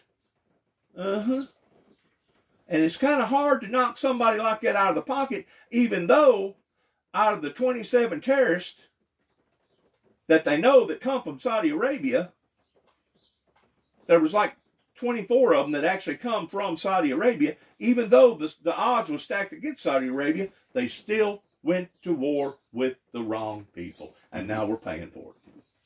Yeah, I think we paid for a bunch of them. Now we're paying for it. Not only did we pay for it then, towards not getting the best bang for our buck, yeah, but now we're paying for it as far as things falling apart. The people that was at one time our allies now are against us. You know what I'm saying? Things has really fallen apart. And plus, look at all the crime. Look at all the drug overdoses. America's got almost 3 million people incarcerated in jails. We got more people incarcerated in jails than any other place in America. We're $30 trillion in debt. I mean, I could go on and on and on with the problems that has developed in the past 25 to 30 years since those 9 tapes wound up going to the White House. Since my son and I wound up going on a crusade in 1988 up in Washington, D.C. on 3 different occasions. But there's one other thing that I failed to tell you. Whenever I realized what had went on and what I was going up against, I completed the cycle of planting a curse, a Native American curse, Cherokee, in the center of that sacred site, right off of Legal Road 142, down by Sugar Bay. I planted a curse upon to this planet that I guess in ways I regret. And the reason why that I regret it is because I had no idea that we was going to be plagued by a pandemic pertaining to all these people dying and getting sick. I had no idea that things was going to unravel the way that they did. But I know that I was led of God of going up there because of all the testimonies that I got pertaining to all the hurt people that have been violated up there in that area. And you have to admit, you may have had some people yourself that got hoodooed pertaining to that buyout, pertaining to the first buyout or the second buyout towards them running everybody off LBL. Daddy was raised over around Golden Pond and stuff. He was. And after he retired from B.F. Goodrich, and he died just before the 9/11 thing. He died in May of that year. Okay. 01. And, so when did he leave? Finally get out of there? Probably in the early 70s. No, I mean I was born in Dexter. He after him and Mama married, then he moved over there and bought an old farm over there. Over there, where are you talking about? Kentucky. Dexter, Kentucky. Yeah. But he was raised North of Murray. He was raised over by Golden Pond. Yeah, he lived all around over in there. Really? And after he retired, he died, and he was 82 and a half, and he died. So he retired in about 62. So about 20 years before that, then about from 1981 or right in there on up, he had an old Dodge truck. He had Ford at first. Yeah. He got an old Dodge 3/4 ton truck, and then I drove it. I bought it after he passed away, from my brother and sister and stuff. But he'd go over there every day, just about, and ride around. He just loved it over there. Oh, I did too. It's solemn over there. Oh my God, you talking about peaceful? Yeah, now of course I've stayed in there with them, and I guess that was one of the problems. Is I made myself too known, and the next thing you know, they started getting worried because I don't know if you know this or not. They've actually got plans of opening LBL up one day back to the public, and that was in the original contract whenever they took over LBL the last time. Move back over. They're gonna open it. They have plans of opening back up for the public. The only thing is the people that originally was affected has first grabs towards the property. Well, you know that property ain't going to be selling for no daggone $30 an acre. Yeah. That property's going to be probably selling some of that property more like $30,000 an acre because it's prestige. Yeah. Which is going to knock people like me and you out of the market because we can't afford to pay no $30,000 an acre like these attorneys and like these football players and all these other rich people. So basically, the people that got hit the first time are probably going to get hit again because they're not going to be able to afford anything like that, and they know it. But what they're doing, they're letting generations die out to where once they do finally do it, and don't think that they won't do it or they hadn't thought about doing it because they've done the exact same thing down there by Pickwick going into Mississippi. There was a piece of ground off that TVA become control over in the state of Mississippi, which is right down from Tennessee, and finally it got sold back into the private realm. And once more, we're talking about property value that was going for like $25,000, $30,000 an acre just for a bare lot. With nothing built on it. So don't think that they're not thinking about a gold mine. Yeah. The feds and the state people ain't thinking about a gold mine pertaining to all that area up there in LBL. Sure they are. But what they're doing, they're waiting for enough generations to die out to where they won't have such of a resistance movement. Because there's been many meetings pertaining to LBL as far as what that they've done wrong by going in there and forcing them people out the way that they did. Yeah, I sure didn't like it most of them. You know, there used to be a whole town there called Birmingham, outside from Golden Pond. Yeah. North of Golden Pond, another probably 7, 8, 10 miles. I guess I'm glad to remember that. Yeah. A whole town. We're talking schools. We're talking fire departments. We're talking good, honest people that was there.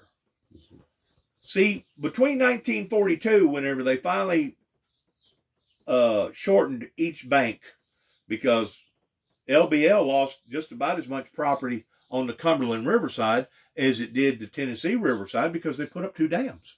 They put a dam up on the Tennessee River plus put a dam up on the Cumberland River. So that basically shrunk that peninsula, give or take. Some places was probably a mile, maybe over a mile. Some places may not have been but a couple hundred yards. But it shrunk it, you know. And, of course, whenever Kennedy flew over in the 60s and declared it as total loss, that sure enough just basically just put the wedge in people's hearts towards killing what they was going through. But my point that I'm trying to make is this: between 1942 and 1960s, they had such of a strong moonshining outfit down there in LBL, and even before then. And my dad's brother hauled moonshine. That's right. They had such of a predominant business that whenever Kennedy flew over, it put the hurting on a whole lot of people. And I don't know if you know this or not, but you know what put the Kennedys on the map towards becoming as known as what they was? Alcohol. Yeah. Yeah. Rum up in Chicago. Yeah. Yeah. And it was Mr. Kennedy's brother, Ted, I think it was Ted, that was Attorney General, that was going around shutting all these other people down. And I just imagine he made the wrong people mad to the point that they retaliated, especially the deal that he done up there in Kentucky. And somebody wound up getting him because of it. Probably.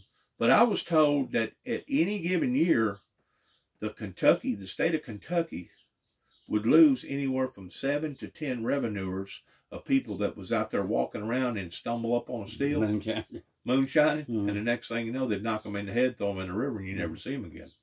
And I don't doubt that. I don't doubt that at all, because there's places over in eastern Kentucky that raise marijuana fields. You know, since they shut down the coal mines, that's basically the only way that they can make money is off of marijuana fields up there. And there's people out there that I know that if you pull up in the wrong neighborhood and you're the wrong person asking too many questions, you liable to wind up disappearing. Yeah. Yeah, I've had I just about got to go. I can't sit and be still too long. Well, thanks for listening to me. Yeah, and now you know the rest of the story, kind of like Paul Harvey. Yeah. It's like, man, oh man, I never would have thought that guy had that much interest in the people up here in Kentucky. But yes, I did. Matter of fact, I've worked in a body shop in Hopkinsville, Kentucky for about a month. There for Mr. Malcolm at Kentucky Collision Center. I've worked at 2 different body shops in Paducah, Kentucky. And I've also worked in a body shop for about 3 or 4 months in Louisville, Kentucky. My brother done body work. He is over the body shop in Parker Ford there for good. So not only have I paid your taxes, or helped to pay your taxes, not only have I went in to help you during a crisis of an ice storm, but I've gotten treated rawly. I'm talking about royal raw from the people up in LBL that basically tried to ruin my life. And I'm going to tell you, I'm going to end my story this way, and everything that I'm telling you I can prove, I can verify. In 2013, I was working in Oklahoma City, Oklahoma, fighting the courts about all that stuff about my truck and everything, because they tried to peg me for threatening one of their officers up there, and I never did threaten one of their officers. So I go to court like 6 different times. Finally, they figure out, well, this guy's going to fight us. Well, they knew that they didn't have a leg to stand on, so they throwed it out of court. They would prefer for me to plead guilty, all time served, not realizing that that was going to combine that much more of a background against me. But at this time, I'd done already wisened up to them. I made 2 telephone calls because in 2009, I was ordered by the federal system in Paducah, Kentucky, to go get an evaluation done. I spent almost 6 months in Chicago, Illinois, being studied up in MCC in downtown Chicago because of the Kentuckians, okay? Come back, had A+. He cooperated with everybody. He answered all the questions. He didn't give nobody no trouble. I mean, the judge even complimented on me in Paducah, Kentucky, because once more, LBL is where they apprehended me at, okay? 2 years later, I'm in Oklahoma City, Oklahoma, working, bringing home $1,400, $1,500 a week after taxes, making good money. Yeah. I pick up the telephone after my probation and everything had ended, and I call LBL and I told them, what you people have done was wrong. I'm making notes of all this stuff, and one day I'm going to expose you. Hung the phone up. Waited about another 90 days. Called Gary Hawkins, that was associated with the agriculture community, worked for LBL, but not only that, but his wife, Lisa Hawkins, worked for the dispatch with law enforcement in LBL. Called him, basically left him the same message. What you people have done, I'm going to expose it. I'm going to tell it. It was an apologetic telephone call. Okay? No threats. Hadn't violated no orders. Hung up the telephone. About a week later, feds come in, moved on me. Up here in Oklahoma City, Oklahoma, because they knew just exactly where I was working at. They was keeping up with you. They was keeping up with me. They come and arrested me, said, you're under arrest. I said, for what? Stalking. 2 counts of stalking. Who am I stalking? Well, you stalking somebody up in Kentucky. Kentucky, how am I stalking anybody in Kentucky? I'm down here in Oklahoma. Yeah. Well, I don't know, but they got you down for 2 counts of stalking, Mr. Jackson. We are ordered to arrest you, and we can hold you for up to 10 days. And if they don't send somebody down here to pick you up in those 10 days, by law, we have to let you go.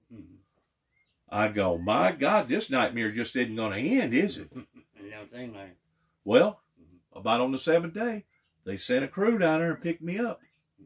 Hauled me all over from Kansas to Nebraska, up in the Dakotas, down through Wisconsin, back down through Chicago, back around into Michigan, and then finally come back into Kentucky. It was like a 3-day non-stop haul, sitting in the back end of a van, being worn out, being tied with all these other prisoners. Because Trigg County ain't a big enough county to have a facility to hold people, Trigg County subs it out to Christian County, and Christian County holds all Trigg County's prisoners. So now I'm in Christian County. Go through the booking, right? Mm-hmm. Go before my attorney, Tanya Flemings. Her husband, Mr. Flemings, actually works for the law there in Clarksville pertaining to juvenile court. Yeah. Miss Flemings looks at the case. She said, they shouldn't have you here. She said, this is like double jeopardy. She said, you didn't violate no order. You didn't violate no probation order. There's nothing applying that you made any type of threat by telephone number 1 or telephone number 2. Both telephone calls was in the span of about 90 days of a 3-month period. She said at the very most, it may have been telephone harassment, not stalking. Mm-hmm. Yeah. Well, they held me. Not only did they hold me, but Judge Woodall in Trigg County, across the river from where you're at, ordered for me to go get another evaluation. What? Another evaluation? Yeah, he wants you to go through another evaluation. How you feel about that, Mr. Jackson? I said I don't, and I said I'm not. They've done already evaluated me in Four Rivers Behavior Center. They done already went through an evaluation up in Chicago and took 6 months out of my life. I said, what do I want to be evaluated for? I said, I was making almost $2,000 a week doing body work in Oklahoma City, Oklahoma, whenever they come and arrested me. She come back a few minutes later. She said, well, it don't matter what you want. You're fixing to go to LaGrange, Kentucky, and be studied by our psychiatric state committee. I said, oh, yeah? She said, that's right. They're ordering it. So I didn't have no say-so. So now I go to LaGrange, Kentucky. Still got the same clothes on. First thing, doctor looks at me and says, I think you're delusional and delirious. I'm writing down this prescription for you to take. And I looked at him. I said, I ain't taking it. Do what? You ain't going to cooperate with me? I said, I don't feel like that I need to cooperate with anybody. They arrested me for 2 telephone calls that was not threatening. I was making almost $2,000 a week in Oklahoma. I just got through renting out a 3-bedroom house. I'd put down $2,700 for a deposit. I'd take a chance on losing my tools, my truck, all my paperwork, all my furniture in a 3-bedroom house. I said, I don't think I should be here. He said, I don't care what you think. He said, are you going to take this medication or not? I said, no, I'm not. I said, I'm tired of this. He said, well, you give me just a minute. He come back 3 days later with an order from Judge Woodall, ordering me to take this medication. Mm-hmm. And if I didn't take it voluntarily, I was to be forced to take it involuntarily, even if they had to lay me on a bed, strap me to the gurney, and intravenously either feed it in my mouth or feed it up my ass. But I was going to take that drug. Yeah. I was going to take that drug. So I had no choice. I had to start taking this psychiatric drug that I didn't feel like that I needed. Well, guess what this psychiatric drug causes? Obesity and breast enhancement. This particular drug has been sued all over America because it's a bad drug. It's been pulled plumb off the market, called Risperdal. But because I was ordered by a judge, the attorneys that I talked to tell me that I don't have a case. Well, why don't I have a case? It's put all this weight on me because whenever they come and arrested me in Oklahoma City, Oklahoma, I only weighed about 220 pounds. I was struggling with a little bit of weight gain, but nothing like this. Whenever they lock you up for 2 telephone calls and you're in there for almost a year, A year. Almost 8 months. Yeah, I'm going to plead guilty. Where's the paperwork? Is this the only way that I can get out? Well, apparently. You plead guilty, they'll diminish the charges to a misdemeanor, but you still have to plead guilty to stalking. Over 2 telephone calls that shouldn't have been no more than telephone harassment. So your people in your state, right there in the surrounding areas, they have railroaded the hell out of me. And I'm telling you now, whenever you go back home, you probably don't need to tell them that you've had any association with Dennis James Juby Jackson. Because once you do, they'll probably end up trying to railroad you. I just got to go. It just hurts. I can't hardly do it, but I'll tell you, I'll holler at you. I'll talk to you sometime. Well, thanks for everything. You're welcome. Yeah, at least you sort of got some of that straightened out. Now, I'll take that. If you don't want it, you don't need it or anything. Yeah, go ahead. I mean, now, are you sure you don't want me to take a picture of you? I don't reckon. I don't need no picture to it. I mean, I can take a picture of it because I'm going to put everything that we just talked about on my YouTube channel. Oh, well, I just didn't take a picture, probably. Okay. Can I take a picture of your vehicle as you're leaving? I don't care. All right. Because I don't want to make nobody mad. And you have been, as far as I'm concerned, very fair in you bringing this camper down here for me. And you didn't... The only thing that I got to kick back is that stabilizer bar. I don't believe they got it, or I believe I got it. But I mean, I'll ask her, you know, of course, he's been dead. I don't know if she didn't know or not. He's been dead, I think, a couple of years now. You know, he died a while after I got it. But you said they didn't use it but about 4 times?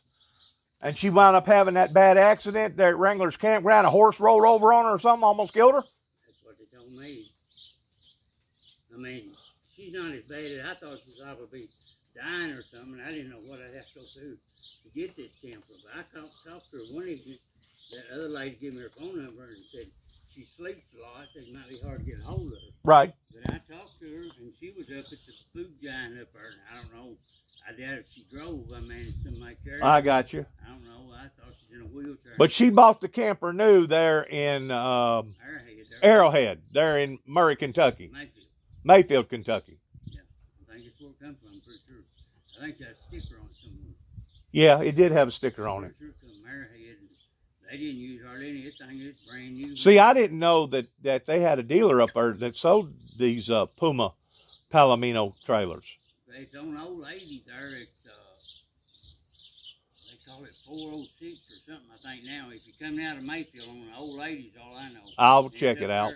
If you're going up the Purchase Parkway, yeah, and you get off at exit 27, right, 24 and 5, and right, you know, some of them are, right, at exit 27, and go back south. When just as soon as you get up there at the old ladies there, at dead end. Gotcha. Well, the camper places are on the corner. Gotcha. You know how to get back home? Yeah, I can get back home way I come and stuff. You know? Thanks for listening to me. Okay. Thanks for coming out. And you're satisfied with the $2,000? Yeah. Okay. I mean, yeah, that's what I told you I'd take. Yeah. I mean, I told you I'd bring it down here, and I did, and whatever. I try to, you know, I don't walk on water, like I say, but I try to be pretty decent. Absolutely. Straight up with anybody and fair with them. And like I say, if something, you know. Are you a believer in the Lord? Yeah, I tell you, I listen to Pastor Arnold Murray and Dennis Murray. Yeah. I've learned more from listening to them than I ever did anybody. So you do believe in the hereafter? Yeah. I believe in all that. Do you believe that Christ was who Christ said that he was, as far as him raising from the dead? Yeah. I do too. Yeah, I believe all that stuff. I do too. And my mother, of course, she always starts the Baptist church. Right. And my sister, that's where they still go. Right. But then I married, and they all went to Church of Christ Church. And I sort of seemed like about a little in the middle of them or something. I got you. This is not only that he's non-denominational. Well, there's only one Jesus. I know it. So I never could understand why there's many different denominations. Confusion, the master of the devil, because the Bible says that he's the author of confusion. Yeah, well, that's what he said. Denomination means division. That's it. That's I it. gotta go. Good talking to you. All right, you too. Hey, I'll come back and check you out, okay? But I'm talking about if I'm up that way, I'll come by and holler at you. Okay.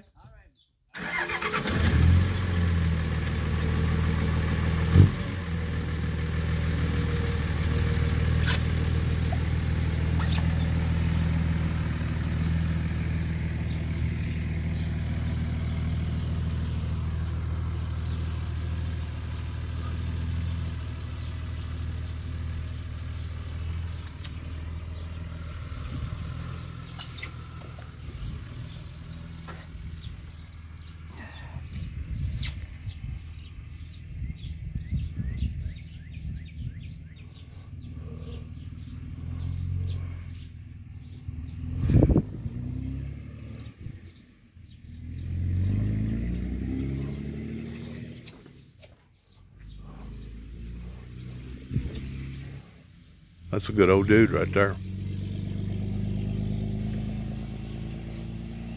His word was good. I met him in Mayfield, Kentucky. In the lobby there at the sheriff's office. We got to talking. He had a camper for sale, and I wound up buying it off of him.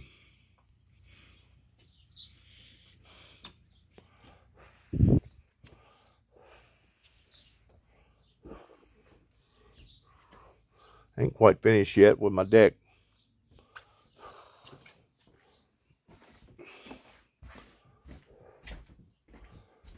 It's got 2 TVs, stereo. We was having trouble a while ago with the hot water. Come to find out, I didn't know where the hot water button was. You can see it's steaming. It'll almost burn you. So there ain't nothing wrong with the hot water. As far as I'm concerned, this is part of the ministry that I may be fortunate enough to be able to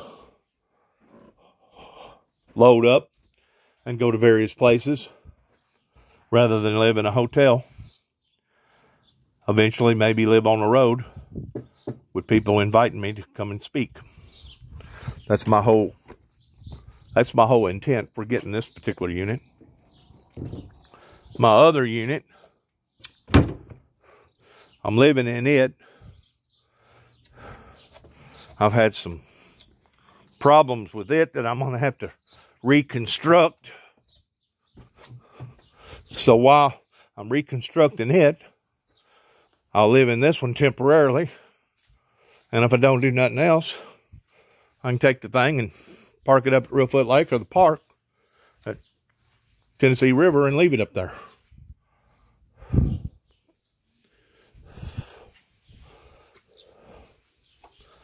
This is another camper that I purchased right here up at New Johnsonville.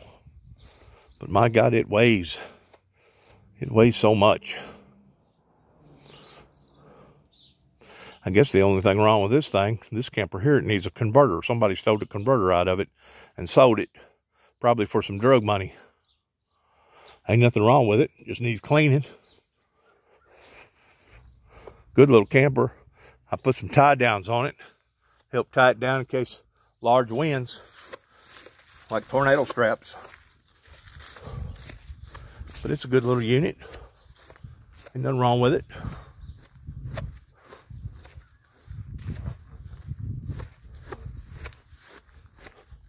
Got strapped down here too. Strapped down, chained down, drove those pegs about 5 foot in the ground. Stabilized it, put blocks underneath it, put blocks in the middle of it.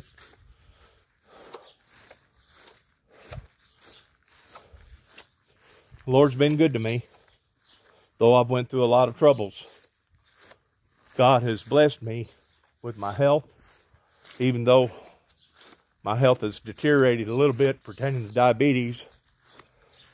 But considering everything that I've been through, God has has been good to me. Though a lot of people has tried to destroy me, tried to